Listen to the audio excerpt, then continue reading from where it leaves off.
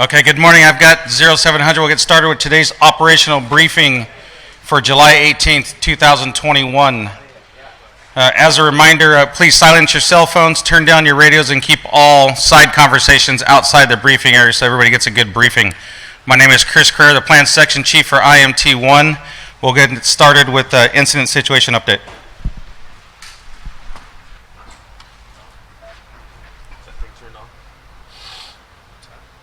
Testing.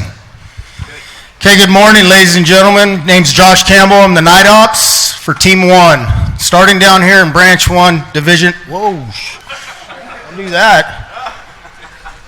Starting in Branch 1, Division Alpha, and I'm going to do Alpha and Bravo together. This is looking really good along the line here.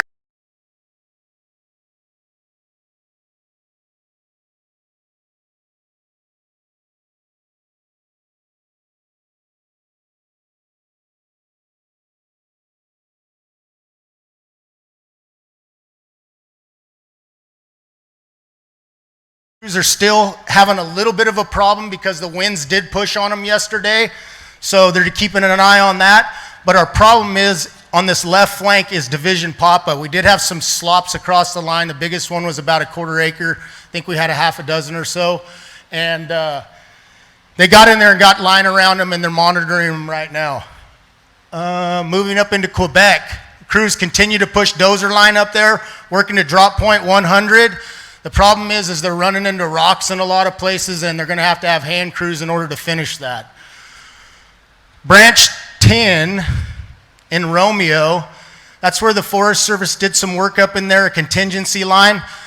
That's going to be our primary line now. This fire is moving on us, and that's our concern on this flank over here. We need to make sure we button that up, but we can't leave this other side open as well. So as we come down into Sierra, last night we made the decision with the branch over there to take the crews and punch up right behind the pin stalks and take this ridge line all the way to the top and tie into that dozer line up top.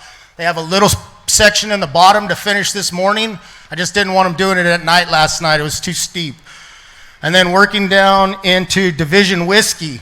This fire is not where it's at right now. It's almost bumping the tracks, and it is come across the tracks in one spot right by the town of Story, but they did pick it up, so they should have success in there this morning, but be careful because the winds do pick up in the evening and it will push right at the river.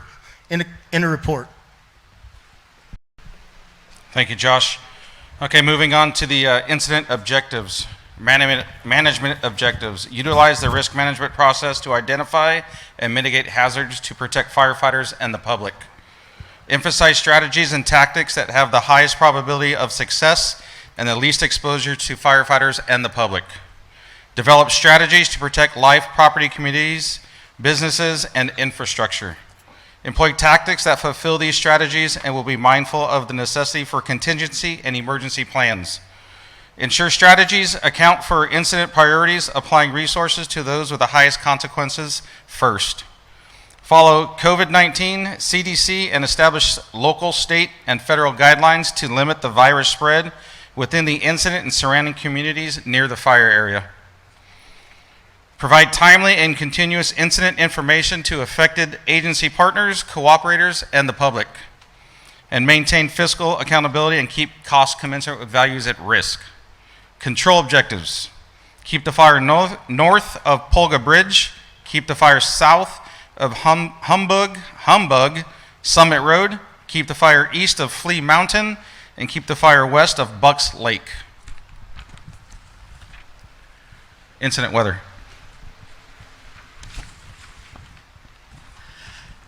Good morning, Julia Rithford with Fire Weather. So for today, we've got a very complicated and critical weather pattern coming up, especially as we get later on into the afternoon and evening.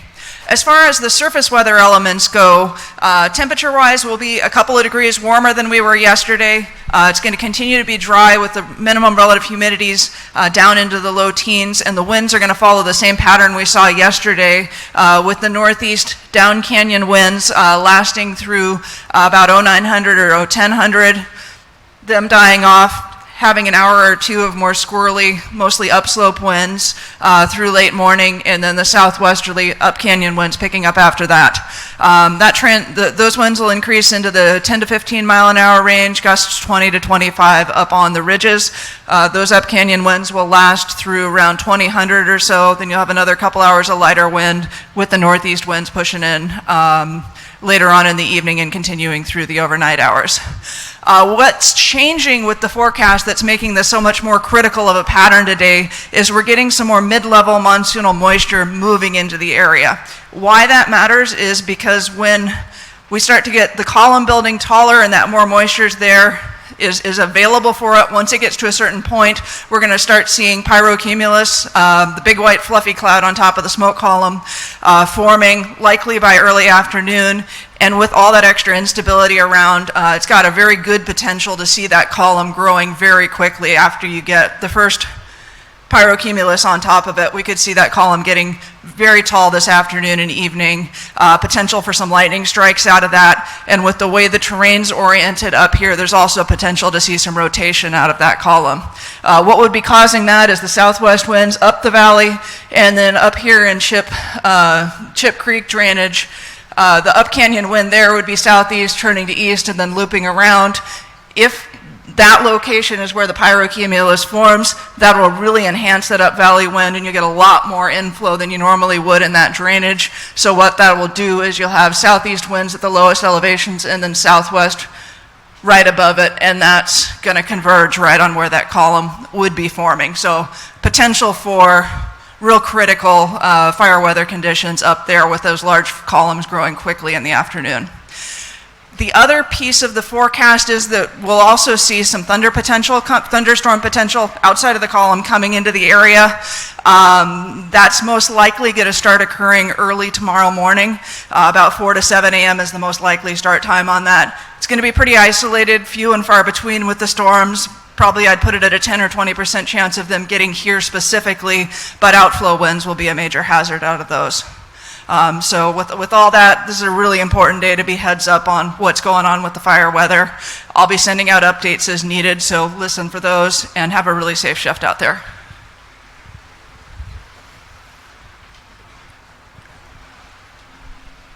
Fire behavior. Good morning, Sean Norman. I'm going to give you a fire behavior forecast for today. If you turn to page 4 in your IEP, you're going to see the ERC chart for the Northern Sierra PSA. I want you to take note of something in there. We talk about the ERC a lot, and I want to make sure that you understand what that is. It's really the mash together of the weather's impact on our fuels and the amount of energy that can be released at the head of the fire. So if you look today and where we've been, we're about 85%. That represents the 97th percentile. So over the last 30 years, less than 3% of the days have matched the potential of this fire here today. So that's an important factor for you to keep in the back of your head, and that really plays into what we're looking at on our fire behavior. So when we look at branch 1 in that canyon, we've got that predominant southwest flow, and that's going to keep flanking that fire up the canyon all day. And then you'll see it chunk down towards the highway, and so I would expect you to have the normal flanking type behavior with some wind at its back and roll out, and anytime that rollout gets aligned in a drainage, you can have that thing make a run up out of that drainage, and I think that's what we saw going on up there yesterday. As that progresses up towards Tobin, Tobin's the narrowest point in the canyon, the entire Feather River Canyon. It's the closest place that land touches land between the the river there. So it's very narrow, and there's a good fuel bed to this side that anything that gets established over there, you can see rapid rates of spread in very steep terrain. So, and it's difficult to access. So expect that potential to be there today. The one component that we're adding today, as the meteorologist suggested, is that turbulent fire behavior that we can get, or wind pattern from that rotating column, or any downdrafts coming out of the column itself, or a thunderstorm, maybe perhaps as much as 20 miles away. We can get a gust, an outflow boundary gust front that will come down. So we could have some turbulent wind in that canyon today, which could cause you fits. So you need to pay attention to that. I would expect until about 1500, though, to see your normal flanking down slope fire behavior. and then after 1500, have those other effects come into account. Coming around up into branch 10, that's probably the area that's going to have the most dynamic fire behavior today. It's still on a fairly young fuel bed, and it's going to that rotating column. If it builds over to that Chips Creek, we could most certainly see finally some long-range spotting, true long-range spotting out of it. It's a lot of open country up there, not a lot of timber left. There are some patches. If the fire gets established into a patch of timber, today might be the day that we actually see some group torching and maybe even some isolated crown runs. And the only reason they'll remain isolated is there's just not a continuous timber stand left up there. Coming around into branch 5, that wind's been your friend all week. It's been keeping this fire long and narrow and slowly progressing it. I think you'll be fairly representative of that today as well. However, by the afternoon, that column could change the dynamics. Today might be the first day that we see this fire do some big things and really chunk on some significant acreage. It's been fairly small amounts every day. Today we might see some bigger acreage come in. And with that, I would just say today is the highest potential for some long-range spotting and more aggressive fire behavior that's resistant to your control efforts. Have a safe shift. Thank you. Operational work assignments? Good morning, Merrick Fields, Operations for Incident Management Team 1. You've just heard some doom and gloom from the meteorologist and the fire behavior. We want to set the tempo for today. This fire's got some potential. I'm not going to beat it up. I've really emphasized to the divisions and the branches to have a plan for today. We expect some growth on the north end of this fire. So if you're up there, it shouldn't be a surprise. If it does it, we're going to back up a little bit, and as soon as it settles down, we're going to get back in there and re-engage. So laces is the key word for today. For our work assignments, for Division Alpha, Bravo, and Foxtrot, things are looking really good in there. We're mopping up, securing that line. We're shooting for 300 feet, mopped up in there, and then we'll start moving some of those resources around. Coming up into Division Mike, we had some struggles on the north end of the division yesterday. We're going to get in there and reinforce that and start mopping up. And again, 300 feet mop up is the ultimate goal. Papa right there in that dog leg, we've got a couple of spot fires across the line. Those have all been rung. We need to get in there and make sure that those are mopped up. And then again on the main fires, start taking the heat out of that so that we don't have any more issues. The dozer line coming up out of Papa to tie into Quebec, we've got a lot of dozer line in there. Some of it's plumbed. There's a clump up in there, but there's still a short section in between the two divisions that we need to get tied in by hand. That's going to be critical to get in there and get that piece tied in because the whole entire left flank is our #1 priority for this fire to get that buttoned up so that it's not threatening the communities to the west of the fire.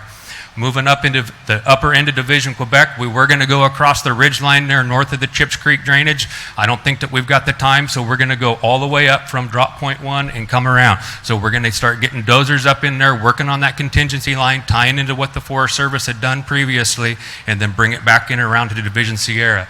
Coming out of Division Sierra there at DP2, we've got some dozer work in there in the middle of it. The crews are going to be in there. There's a short piece of line that we've got to get cut in down there at the bottom of it and get that piece tied in and prepped in the event that this thing does make it that far. Moving down into Division Whiskey, the fire's chunking down in towards the river, or excuse me, the railroad tracks. That's what we want it to do. We just need to, as it gets down to the railroad tracks, we need to get in there and start mopping up where we can. And as it continues to progress northern, we need to keep it on the correct side of the railroad tracks. Thank you and have a safe shift. Yeah, thank you. Branch and Division 204 roll call. Good morning, BJ Corey, Resource Unit Leader with Team 1. This will be the branch and division roll call. So branches and divisions, as you hear your name, please stand, face the back of the crowd so everybody can see and hear you. And we'll get started with branch 1. Petro.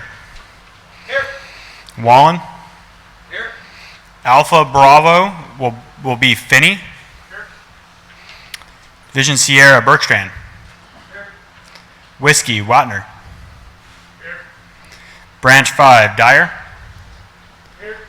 Division Foxtrot, we have a change, will be Coos. Here. Mike will be Darrington. Here. Papa, Clellan. Here. Branch 10, Felix. Here. Quebec, Hollister. Here. Romeo will be a change to Mancebo. Here. Contingency, Norman. Here. And Jerry. Here. Road Group, Gee. Here. Thank you, everybody, and have a safe shift. Air operations. Good morning, everyone. Thomas Smith, Air Operations. I want to start with my first two priorities. Communications. If you guys look on your 205 or on the 220, you'll see there's an air-to-ground command and an air-to-ground. The boots on the ground will be communicating with the water-dropping helicopters assisting you on air-to-ground. Air-to-ground command is for division group soups and above. So I just want to be clear on that. My second item, the first night it caused a problem. Yesterday we had another drone sighting, not the bald eagle. There was an actual drone on the fire yesterday evening as well. We're aware of them. We're working with the sheriffs as well. If you guys see one, confirm it, report it up, make sure air attack's aware, and if it's going to affect our air operations, we will cease air operations. For the lineup today, we will have fixed wing early up. For the rotor wing side of things, we have 6 Type 1 water dropping helicopters, 2 Type 2, 3 Type 3. Our National Guard, our guard assets are 6 Type 1 guard assets, one of them being ALS hoist. And otherwise, you guys have a great day. Be safe out there and monitor air to ground. Thank you. Communications. Good morning, Tom Webb, Communications Unit Leader. So in addition to all the fire safety stuff that you have to think about today, we're going to throw a clone day on top of you with a command net frequency change. So it's very important you come over and get cloned this morning. We have special frequencies in today's radio load that aren't in the state load. You need to come and get a clone from us this morning, please. So we got the NIFC system started up yesterday and installed. One repeater's up on Bald Eagle Mountain. The other one's down in the valley a little bit, and then one on Sawmill Peak. The testing we did yesterday had very good coverage over the incident. Command 2, NIFC Command 2 and NIFC Command 10, the 2 primary repeaters, are up on the hill on Bald Eagle and up in the canyon. With those frequencies, though, in your mobile radios in the state load, you have to select Tone 2 to access them. So with that, select Tone 2. You should be able to hit those repeaters around the fire area. We had good coverage up in Branch 10 with that, off of the Bald Eagle, off of Command 10. So you should be able to have good communications over the incident today. It's also then very important to use good radio etiquette. So when you're talking on the radio, hold it out in front of you, holding it straight up and down to get the most out of your radio, looking at the mountaintop you are trying to access so that you can hit that repeater and be able to get into the system so that we can help you. If there's any questions, come and see us over in the comm unit. We've got lots of guys over there set up for cloning. We're there to assist you and coach you on your radio needs. Thank you. Thank you. Medical. Good morning, Josh Daly, Medical IMT 1. Please turn to page 18 in your IAP. The line medics will meet in the division breakouts after the ops briefing. A write-in for your IAP. We have a 4x4 ambulance. It will be at drop point 100. As we get more, we will meet with ops and go through communications to get them out there to you. We do have 2 REMS unit, REMS 2 and 3, both ALS capable. REMS 2 has a UTV, and they're both designated to branch 10 right now, and we'll look for opportunities for them. Your day hoist BLS is 205, and then we also have 822, a National Guard ship that is 24-hour ALS hoist. In camp, you have CalMat over by feeding. They have an MD, they have COVID testing, they'll give you any supplies or needs. We also have MERT that's by the CDC sleeping, also have a PA and COVID testing. For any reporting out on the line or in camp, I need you to look at box 6, which is the bottom half of the IAP for the 206, the medical plan. On there is the emergency reporting, and also there's a phone number that's a direct emergency line into comms should you have any emergency. Please follow those directions and have a safe shift. Thank you. Safety?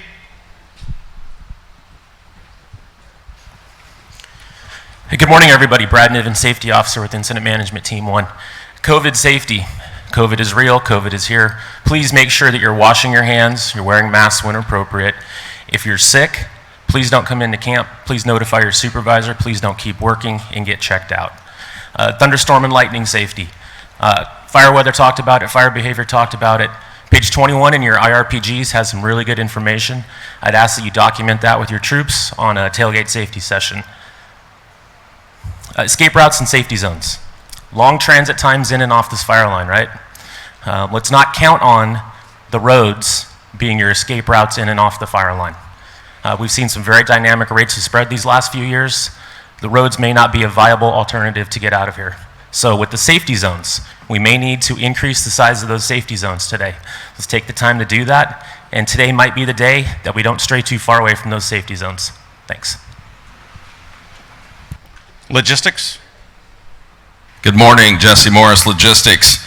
If you could please turn to page 31 in your IAP, you'll find a facility map with all of your logistical needs in camp. On page 21 is our service schedule for camp for all of your needs for those. On page 23 is the CAL FIRE 101 form, and this form is for items that you may have left on the line or got damaged. You'll need a division group soup signature in order to get those out of supply. On page 24 is the information needed prior to calling communications with any mechanical issues, so please get familiar with that form and get all that information gathered before calling the comm unit. Reminder that the SAC lunches are 24-hour lunches. It's one per person. Please continue to follow the traffic plan in camp, park in the designated areas, and sleep in the designated sleeping areas. Have a good shift. Thank you. Thank you, Jesse. Information. Good morning, Emily Smith, Public Information, IMT 1. If you could please join me on page 26 in your IAP in the Public Information section, and I have some numbers for you to fill in. All right, the current acreage is 15,074 acres at 15% containment with 1,669 personnel assigned. At the top of the page, you'll find the information and media line, so if you come across the public or media out there while you're working, please refer them to that line, and we can assist them with what they may need. Also on this page is the CAL FIRE and federal social media policies. We please ask that all of you adhere to those policies while on this incident. And if you have photos or video content that you would like to post or share, please have those vetted through us at the PIO trailer prior to posting those. And we'd also like to collect those as well for documentation of the incident. We do have a lost and found set up at the PIO trailer behind all of you, as well as mail service is being delivered here to incident base. The address is below. And additionally, we are doing a Facebook Live update on the incident every evening at 7 p.m. So if you'd like to follow that, it's the CAL FIRE BTU Facebook page. Thank you. Thank you. Liaison? Good morning, Brandon Gunn, Liaison Officer, IMT 1. Any cooperating or assisting agencies, please come see us in the Liaison shop located behind the briefing area, and we also have a cooperators meeting every day here at 10 o'clock underneath this. Thank you. Law Enforcement Liaison? Good morning, everybody. Todd Crawford, IMT 1, Law Enforcement Liaison.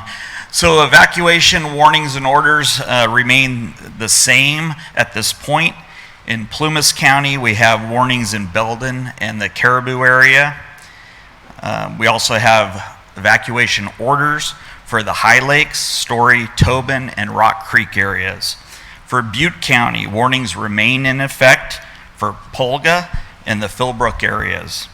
We still have forest closures in place. That may be expanding today. Highway 70 remains open and closely monitored by CHP.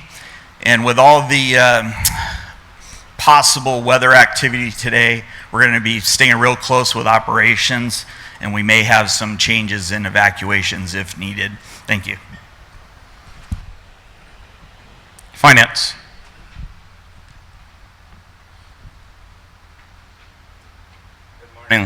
Good morning.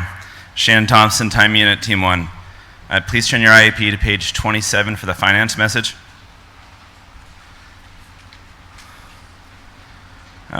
Additionally, for our federal counterparts, we are trying to work on a time unit for you guys still. We have one order, but it should be filled soon. And also for the LG folks, we have an OES rep in the same building as us. And we are all located in the same building where you guys checked in at. Thank you. Have a great day. Agency Administrator?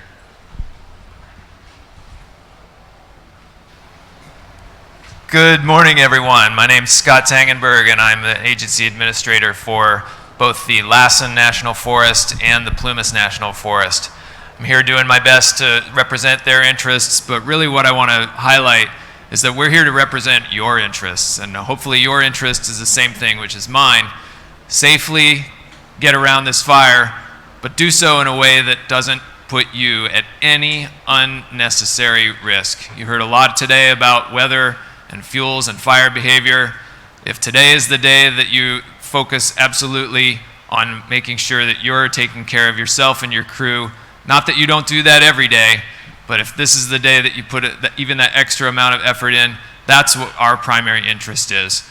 Be there for yourselves, for each other, have a safe shift, and thank you very much for being here. Thank you. Final comments from the incident commander. Good morning. George Juan, Deputy Incident Commander, one of the Unified Incident Commanders for IMT1. Dynamic firefight. We're representing three different jurisdictions: Plumas County, Butte County, Lassen National Forest, and this is definitely a hard firefight. Remember, it doesn't matter what patch you wear: Cal Fire Forest Service, Orange County, local government, hired equipment. We're here for the community. As you guys are out there fighting fires, driving through Polga, Philbrook, etc., remember, this community has been through a lot in the last few years. Remember, who we work for is for the communities. And I'm going to make this additionally really brief because we want to get out to the line. Situational awareness, constantly preach that. Today's the day. Listen to your radios, brief branches and divisions, brief your folks on your divisions, because if the weather changes, pay attention to what's going on, and we'll constantly keep you updated. Other than that, have a great day. Thank you, Chief. Okay, going over the breakout locations. Please don't start moving until I'm through the list so everybody knows where they're at. First off, unassigned resources. Back where you picked up your IEP, see Resource Unit Leader Corey to get you an assignment. He's back there raising his hand. Okay, stage left, your right, starting with Division Alpha, Bravo, Whiskey, Foxtrot. To my right, your left, Division Mike, Papa, Romeo, Quebec, and Sierra. Road group will be right outside the briefing area. Meet up with your folks. That'll conclude today's operational briefing. Next briefing tomorrow, 0700. Don't forget to turn on your phones and your radios. Thank you.